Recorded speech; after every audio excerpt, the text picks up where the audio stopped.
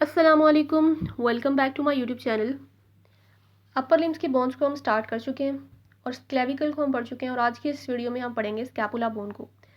Scapula को हम shoulder bone भी कहते हैं और ये स्कैपुल लेटिन वर्ड है जिसका मतलब होता है शोल्डर ब्लेड।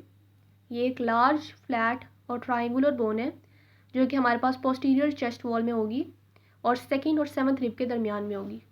तो यहाँ से अगर देखें तो ये एक फ्लैट और ट्राइंगुलर बोन है स्कैपुला जो है, और ये सेकंड रिब और सेवन्थ रिब के दरमियान में है। इसके अलावा ये हमारे पास चेस्ट वॉल दिखाई हुई है, तो ये पोस्टीरियर साइड पे होगी यानी बैक साइड पे होगी, जिस तरह यहाँ से दिखाया हुआ है कि ये पोस्टीरियर चेस्ट वॉल में है। ये हमारे पास दो जगह से अटैच होती है, क्लेविकल से और ह्यूमरस के साथ। ह्यूमरस के साथ जब ये अटैच होगी तो यहाँ पे बॉल एंड सॉकेट जॉइंट बनेगा। जब ये क्लेविकल के साथ अटैच होगी तो यहाँ पे हमारे पास एक्रोमो क्लेविकुलर जॉइंट बनेगा। यहाँ पे जो हम क्लेविकल का जो हमारे पास पार्ट होगा वो यहाँ पे एंड होगा, वो एक्रोमियल एक्सट्रीमिटी होगा। इसको हम क्लेविकल वाली वीडियो में अच्छे से देख चुके हैं कि क्लेविकल का एक्रोमियल एक्सट्रीमिटी जो है स्कैपुला के साथ आके जॉइंट बनाएगा। तो इस तरह हमारे पास दो अटैचमेंट्स होंगी। It articulates with the acromial extremity of the clavicle and head of humerus. यहाँ पे हेड ऑफ ह्यूमरस के साथ भी अटैच है और क्लेविकल के एक्रोमियल एक्सट्रीमिटी के साथ अटैच है और एक्रोमियो क्लेविकुलर जॉइंट बना रहा है, जबकि हेड ऑफ ह्यूमरस के साथ ये बॉल एंड सॉकेट जॉइंट बनाएगा। Next we have borders. अब हमारे पास स्कैपुला के बॉर्डर्स भी हैं, एंगल्स, सरफेसेस और बोनी प्रोसेसेस। ये शॉर्ट इंट्रोडक्शन है, पहले इसको हम पढ़ेंगे कि हमारे पास इसके तीन बॉर्डर्स होते हैं, सुपीरियर, मीडियल एंड लेटरल, और तीन एंगल्स होते हैं, superior angle, inferior and lateral angle, और दो सर्फेसेस होती हैं, डोर्सल एंड कोस्टल सर्फेस, और तीन बोनी प्रोसेसेस होते हैं, स्पाइन, एक्रोमियन एंड कोराकोइड। तो यहाँ से हमें देख रहे हैं कि तीन बॉर्डर्स में से ये सुपीरियर बॉर्डर है हमारे पास, जहाँ से रेड लाइन से इंडिकेट किया गया, और ये हमारे पास लेटरल बॉर्डर है, और इसके अलावा ये हमारे पास मीडियल बॉर्डर है। लेटरल बॉर्डर जो है हमारी बॉडी के मिड लाइन से अवे होगा और मीडियल बॉर्डर जो होगा वो टुवर्ड द मिड लाइन होगा। इसी तरह दो सर्फेसिस हैं, एंटीरियर वेंट्रल सरफेस जिसको हम कोस्टल सरफेस भी कहते हैं, यहाँ पे 3 प्रोमिनेंट रीजेस भी होंगी, और दूसरी है पोस्टीरियर और डोर्सल सरफेस जहाँ पे हमारे एक्रोमियन प्रोसेस वाज़े तौर पे नज़र आएगा। फिर हमारे पास तीन एंगल्स होंगे, एक हमारे पास होगा लेटरल एंगल जो कि पिंकिश कलर से दिखाया हुआ है, जहाँ पे ग्लिनोइड कैविटी होगी। फिर हमारे पास है सुपीरियर एंगल और इसके अलावा है लेटरल इन्फीरियर एंगल। इनको अभी हम पढ़ेंगे तो हमें अच्छे से याद हो जाएंगे। ये इन्फीरियर एंगल नीचे होगा और सुपीरियर एंगल ऊपर होगा। डोर्सल सरफेस जो है स्कैपुला की, उसको डिवाइड किया हुआ है दो रीजन्स में, और किसने किया हुआ है, स्पाइन ने, जो हमारे पास एक प्रोसेस में से बोनी प्रोसेस है स्पाइन, जो कि वाजे नज़र आता है, और ये एक्रोमियन के साथ जाके कंटिन्यू हो जाता है। स्पाइन की वजह से हमारे पास ये जो डोर्सल सरफेस है स्कैपुला की, ये दो पार्ट्स में डिवाइड हो जाती है, इंफ्रास्पाइनस एंड सुप्रास्पाइनस फोसा में। फिर हमारे पास दूसरा प्रोसेस जो है बोनी प्रोसेस, वो है एक्रोमियन। एक्रोमियन ये दिखाया गया है, जो कि हमारे पास स्पाइन की आगे कॉन्टिन्यूएशन होता है, यानी स्पाइन आगे जाके एक्रोमियन में कॉन्टिन्यू हो जाता है। फिर हमारे पास कोराकोइड प्रोसेस है, ये दिखाया हुआ है कोराकोइड प्रोसेस, जो कि बीक लाइक होता है। अभी इनको हम डिटेल से पढ़ेंगे तो अच्छे से याद हो जाएंगे। तो सबसे पहले बॉर्डर्स को अच्छे से देखते हैं। हमने तीन बॉर्डर्स पढ़े, superior border, medial border and lateral border. Superior border जो होता है वो शॉर्ट होता है, थिन होता है, और सुपीरियर एज होता है स्कैपुला का। तो यहाँ पे जो हमारे पास बॉर्डर होगा वो होता है सुपीरियर बॉर्डर। यहाँ पे एक नोच पड़ी होगी सुपीरियर बॉर्डर पे, जिसको कहेंगे स्कैपुलर नोच। It is located on the lateral aspect of the superior border near the base of coracoid process. अभी हमारे पास दिखाई हुई है कोराकोइड प्रोसेस, और इसकी बेस पे पड़ा हुआ है हमारे पास स्कैपुलर नोच, जो कि किसकी सुपीरियर बॉर्डर पे नजर आएगा हमें, यानी ऊपर वाले बॉर्डर पे स्कैपुला के नजर आएगा। इसके अलावा यहाँ पे एक स्कैपुलर लिगामेंट भी होगा। The superior transfer scapular ligament bridges the नोच। एक लिगामेंट होगा यहाँ पे, फिर दिखाया हुआ है कि स्कैपुलर हमारे पास नोच दिखाई हुई है, और इसके ऊपर एक लिगामेंट होगा जिसको कहेंगे स्कैपुलर लिगामेंट, और वो ट्रांसवर्स डायरेक्शन में होगा। यहाँ से क्लियरली दिखाया हुआ है कि ये हमारे पास स्कैपुलर नोच दिखाई हुई है, और उसके ऊपर एक ब्रिज दिखाया हुआ है जिसको कहते हैं ट्रांसवर्स स्कैपुलर लिगामेंट। अब इस लिगामेंट के ऊपर से और नीचे से हमारे पास आर्टरीज गुजर रही हैं और नर्व्स गुजर रही हैं। जो आर्टरी ऊपर से गुजरेगी उसको कहेंगे स्कैपुलर आर्टरी, सुप्रा स्कैपुलर आर्टरी, जबकि एक नर्व है जिसको कहते हैं सुप्रा स्कैपुलर नर्व, वो हमें ये इस लिगामेंट के नीचे से गुजर रही है। तो यही बात लिखी हुई है, the supra scapular artery passes superior, यानी ऊपर से गुजरेगी स्कैपुलर लिगामेंट के, और सुप्रास्कैपुलर नर्व जो है वो स्कैपुलर लिगामेंट के नीचे से गुजरेगी। हमेशा इसको एक निमोनिक से याद किया जा सकता है कि आर्मीज़ ऊपर से जाएगी और हमारी नेवीज़ जो है, नेवी नर्व्स फॉर नेवीज़, और वो हमारे पास नीचे से जाएंगी। तो ये हमारे पास सुप्रास्कैपुलर लिगामेंट है जो कि हमारे पास सुप्रास्कैपुलर नोच के ऊपर पड़ा हुआ है। सुप्रास्कैपुलर नोच हमारे पास कोराकॉइड प्रोसेस की बेस पे हो गई और इसके ऊपर से हमारे पास गुजरेगा सुप्रास्कैपुलर लिगामेंट जो कि ट्रांसवर्स डायरेक्शन में होगा। और इस लिगामेंट के ऊपर से हमारे पास सुप्रास्कैपुलर आर्टरी गुजरेगी जो कि रेड कलर से दिखाई हुई है, और इसके इस लिगामेंट के नीचे से सुप्रास्कैपुलर नर्व गुजरेगी। तो यहाँ पे हमारे पास सुपीरियर बॉर्डर कंप्लीट हो जाता है। फिर हमारे पास आ जाता है मीडियल बॉर्डर जो कि हमारे पास मिड लाइन के करीब होगा, जिसने वर्टेब्रल कॉलम को फेस किया होगा, इसलिए इसको वर्टेब्रल बॉर्डर भी कहते हैं। मिडियल बॉर्डर थिन होता है, ये लॉन्ग है, मीडियल एज है स्कैपुला का, और ये वर्टेब्रल कॉलम के क्लोज्ड होता है। तो यहाँ देखिए ये मिड लाइन की क्लोज है, ये मिड लाइन है और यहाँ क्लोज है इसके, तो ये मीडियल बॉर्डर है, ये थिन भी है, लॉन्ग है और मीडियल एज है स्कैपुला का, और ये वर्टेब्रल कॉलम्स यानी ये वर्टिब्रीज के करीब है। यहाँ दिखाया हुआ है, ये है हमारे पास मीडियल बॉर्डर। ये हमारे पास नेक्स्ट वन है, हमारे पास ये वाला मीडियल बॉर्डर है, और ये वाला हमारे पास जो थिक होगा इसको कहेंगे लेटरल बॉर्डर जो कि ग्लिनोइड कैविटी के करीब होगा। Lateral border is thick and lateral edge of the scapula located close to the axilla. तो ये हमारे पास जो थिक वाला है जो ग्लिनोइड कैविटी के करीब होगा उसको कहेंगे लेटरल बॉर्डर, यहीं पे आके हेड ऑफ ह्यूमरस भी अटैच होगा। और ये हमारे पास एक्सिला के करीब होगा। एक्सिला जो होता है शोल्डर, यहाँ पे जो इधर रीजन होगा उसको एक्सिला कहेंगे। एक्सिला को हम डिटेल से बाद में पढ़ेंगे, बस इतना याद रखना है कि जो लेटरल बॉर्डर होगा वो एक्सिला वाले रीजन के करीब होगा। जिस तरह मीडियल बॉर्डर वर्टेब्रल कॉलम के करीब होगा, इसी तरह लेटरल बॉर्डर जो है वो एक्सिला के करीब होगा। फिर अब हम पढ़ेंगे स्कैपुला के एंगल्स को, जिसमें से हमने 3 एंगल देखे थे, सुपीरियर एंगल, इंफीरियर एंगल और लेटरल एंगल। अब हमारे पास जो सुपीरियर एंगल है, the junction of superior and middle border forms the superior angle of the scapula. Superior और मीडियल बॉर्डर जो कभी देखे हमने, उनके दरमियान में जो एंगल बन रहा होगा उसको कहेंगे सुपीरियर एंगल। तो ये हमारे पास दिखाया हुआ है सुपीरियर एंगल, और यहाँ हमारे पास होता है सुपीरियर बॉर्डर, और ये हमारे पास है मीडियल बॉर्डर। तो मीडियल बॉर्डर और सुपीरियर बॉर्डर के दरमियान में हमारे पास दिखाया हुआ है सुपीरियर एंगल, ये रहा superior angle. Next we have inferior angle. Inferior angle हमारे पास मीडियल बॉर्डर और लेटरल बॉर्डर के दरमियान में होगा। The inferior border angle of the scapula can be palpated easily in the living subjects and marks the level of 7th rib and spine of 7th thoracic vertebra. ये हमारे पास दिखा हुआ है इंफीरियर एंगल जो कि इंफीरियर सरफेस पे होगा scapula की, जो कि मीडियल बॉर्डर और लेटरल बॉर्डर के जंक्शन में होगा, यानी दोनों का मिला रहा है ये एंगल। और उसको आप इजीली पाल्पेट भी कर सकते हैं 7th रिब पे और 7th thoracic वर्टिब्री पे आप इसको पाल्पेट कर सकते हैं इंफीरियर एंगल ऑफ स्कैपुला को। Then we have lateral angle. Lateral angle lateral side पे ही होगा, ये सुपीरियर और लेटरल बॉर्डर को मिला रहा होता है।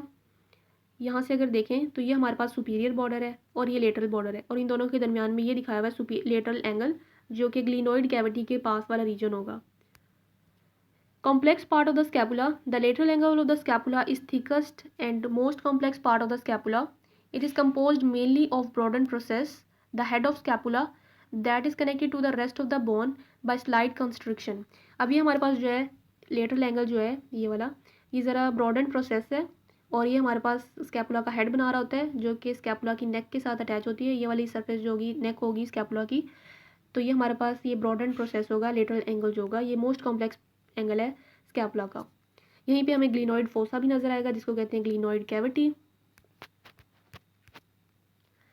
ग्लिनोइड फोसा जो है वो हमारे पास लेटरल सरफेस पे नजर आएगा। Lateral surface of head forms shallow articular, shallow कहते हैं जो इतनी डीप ना हो, और आर्टिकुलर सरफेस है यानी यहाँ पे कुछ आर्टिकुलर सरफेस यहाँ पे आके अटैच होगी हेड ऑफ ह्यूमरस, तो इस वजह से आर्टिकुलर सरफेस लिखा हुआ है, और इसको कहते हैं ग्लिनोइड कैविटी या फिर ग्लिनोइड फोसा। ग्लिनोइड वर्ड ग्लियन एक ग्रीक वर्ड है जिसका मतलब होता है सॉकेट, पिट या सॉकेट। यहाँ पे बॉल एंड सॉकेट जॉइंट बनता है, इसलिए यहाँ पे इसको भी, क्योंकि यहाँ ग्लैंड जो है ये सॉकेट वर्ड से ग्रीक वर्ड है जिसका मतलब है सॉकेट, और यहाँ पे आके हेड ऑफ ह्यूमरस अटैच होगा। तो यानी ग्लिनोइड फोसा जो है लेटरल सरफेस है, और ये हमारे पास एक इतनी डीप नहीं है, और एक आर्टिकुलर सरफेस है ये जिसको कहते हैं ग्लिनोइड फोसा। यहाँ पे भी दिखाई दिया ग्लिनोइड फोसा, और यहाँ पे आके हेड ह्यूमरस का अटैच होगा, और एक आर्टिकुलर सरफेस है। फिर हमारे पास है ग्लिनोइड लैब्रम। लैब्रम ये एक हमारे पास लिगामेंट है, फाइब्रो कार्टिलेज रिंग है जिसने सराउंड किया होगा मार्जिन ऑफ ग्लिनॉइड कैविटी को and serve to broaden and deep the joint cavity. तो यहाँ से अगर हम देखें, ये हमारे पास ग्लिनॉइड कैविटी है और इसके इर्द गिर्द जो ये मोटी सी लेयर नज़र आ रही है ये लेब्रम है, एक रिंग नज़र आ रही है, फिब्रोकार्टिलेज रिंग है ये, और ये इसने आउटर मार्जिन को कवर किया हुआ है ग्लिनॉइड कैविटी के, और ये फर्दर सर्व क्या करेगा कि ये डीप करेगा जॉइंट कैविटी को। तो ये हमारे पास दिखाया हुआ है glenoid labrum. Next we have supraglenoid tubercle and infraglenoid tubercle. इसके नाम से पता चल रहा है कि सुप्रा मतलब अबव, ग्लिनॉइड कैविटी हमने अभी देखी है, तो यानी ग्लिनॉइड कैविटी के जो ऊपर वाला रीजन होगा उसको कहेंगे सुप्राग्लिनॉइड। ये नजर आई है ग्लिनॉइड कैविटी है, ये उसके ऊपर वाला जो पार्ट होगा उसको कहेंगे सुप्राग्लिनॉइड ट्यूबरकल, जबकि इस ग्लिनॉइड कैविटी के नीचे वाला जो उभार होगा उसको कहेंगे infraglenoid tubercle. Supraglenoid tubercle is small elevation located at the apex of the, यानी टिप पे होगा ग्लिनॉइड कैविटी के, near the base of coracoid process, और ये कोराकॉइड प्रोसेस की बेस पे होगा। ये हमारे पास कोराकॉइड प्रोसेस है और उसकी बेस पे है ये।